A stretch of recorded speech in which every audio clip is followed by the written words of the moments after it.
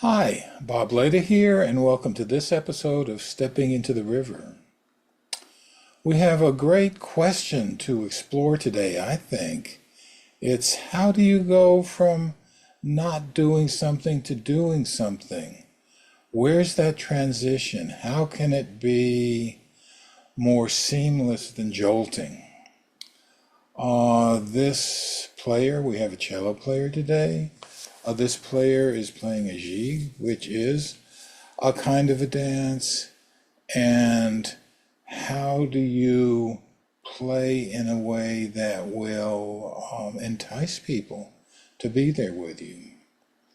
I think today's exploration is a good one for seeing the use of my hands while teaching, because I was using a technique of visualization while supporting this player with contact through my hands.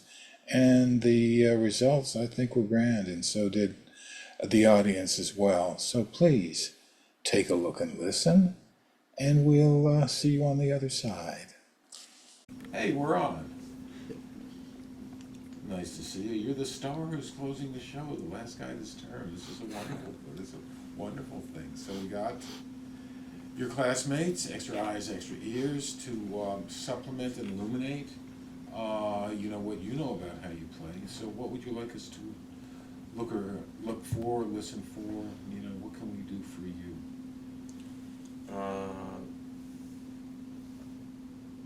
I guess just like where tension is when I'm playing. Okay. Yeah. Yeah. Maybe like anxiety.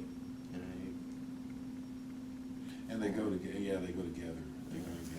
Okay, so we'll look at the play of what it means to perform Tekezo and how that sometimes might be reflected in a little extra effort, which is what tension is.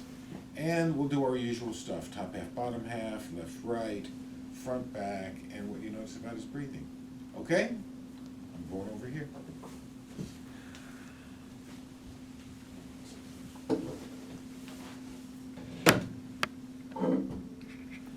Alright, so I'm just gonna play a jig from second box suite.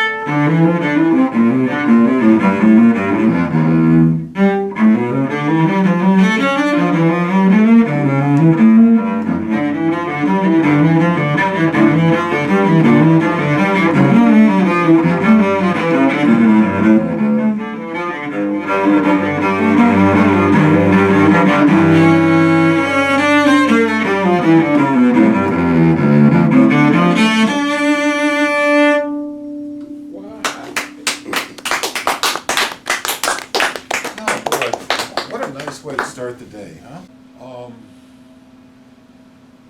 We can go a couple of ways. I sort of have a couple of ideas of Yeah. what will be. One would be more of a technical one on arm movement. The other one would be more of a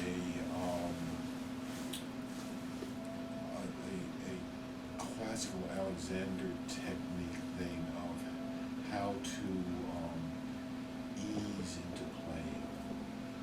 Do you have a feeling one way or another about which one you like? Oh, okay. Well, let's try the classical Alexander technique. Yeah. A jig's a dance, right? Yeah, I guess yeah. It's a yeah. dance. Do you see the dancers when you play? So, one of my teachers here, I didn't really think about it at all until one of my teachers here was like, these are dances. Yeah. And, like, you just imagine people in, like, stupid wigs or whatever. Well, not even stupid, it's just like, that's just how it was. Or Well, this is how it was, I don't right? know. Yeah, because this is of a time, right, when they did wear stupid wigs, and it was of a social class, because this was for the uppers and the aristocracy and all of that, and they had their mannered ways of moving about. So it's more than just notes on a page, right? This one was probably commissioned, I'm guessing, I don't know, but it was written for somebody's court so they could dance to it. Yeah. So I did this number for you, that kind of thing, like doing a number for the Super Bowl halftime show. So I'm gonna do the hands-on thing, right? And you can just stay right there. It's okay. And so I want you to contemplate playing this piece. And as you contemplate playing, as much as you can, be nice and easy and movable. And movable starting through there, extending to here.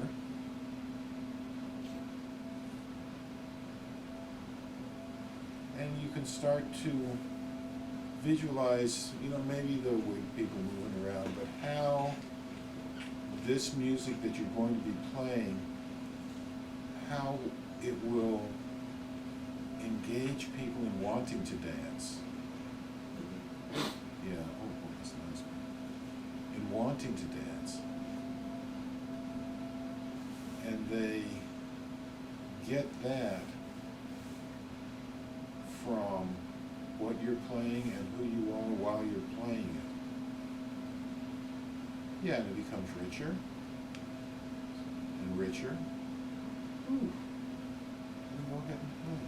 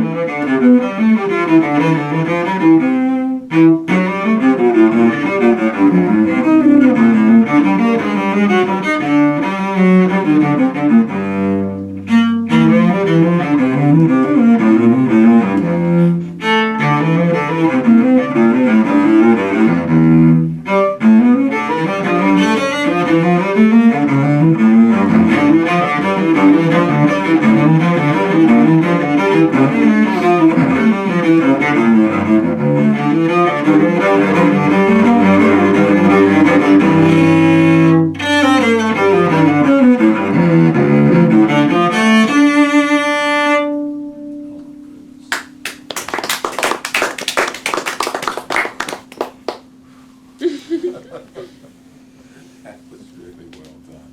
What did you see? What did you hear? Definitely in the beginning, it was more like you could tell you were focusing on the idea of like people dancing along with it. Yeah, I was thinking about that. Like as we were talking about, I was like, I wonder. Well, I was thinking, how would like people like I was just trying to envision like what these people would even look like. I don't even know. Right. But and I was like thinking, well, how you guys would even like dance to this. You know, it's like if I could. You know what I mean? Like. Oh yeah. Like, all right, it's like, how would people dance at the height? I wouldn't even know. I don't know. What else? I think it felt like me. Yeah. Okay. I think it felt like more real the second time. Yeah, it did, didn't it? Yeah. Yeah, and like even when you were playing and stuff, it's like the cello was like part of you. It's like, and Did you see how the top half and bottom half balanced out? yeah, Yeah, because if it's a dance, you know, this is involved, right?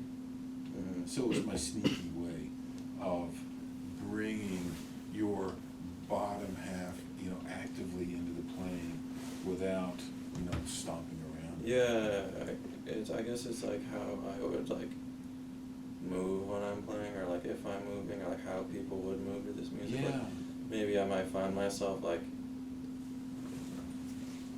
I guess I don't, but sometimes when I'm playing, you know, like I'm like tapping my foot or something, or. Yeah, I didn't see tap, but I did see Yeah. the energy I of, wasn't, but. I did see the energy of the dance through your legs that time through, and it was like, oh man, this is nice, you know, and the sound was much more compelling. You know, the people would get up and dance to that, which I think is great. Anything else for Keizo? And by golly, give him a hand then. Keizo. Hi, welcome back. So, yes, how do you make that transition?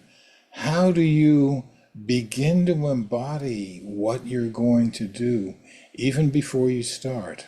And we were talking about easing into playing. This is a real big thing for performers, actors, musical theater, you know, that kind of thing. But you in everyday life, if you happen to be doing a presentation, if you happen to be presenting something in a class or teaching a class, what have you, how do you bring forward the characteristics of what you want to show during whatever your event is?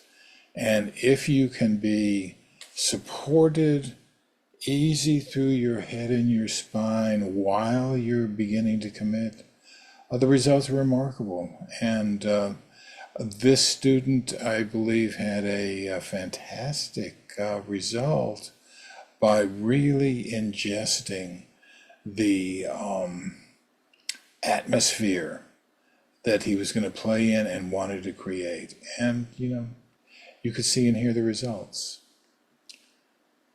Thanks for being here. We will see you next time. Hope to see you back. Okay, bye for now.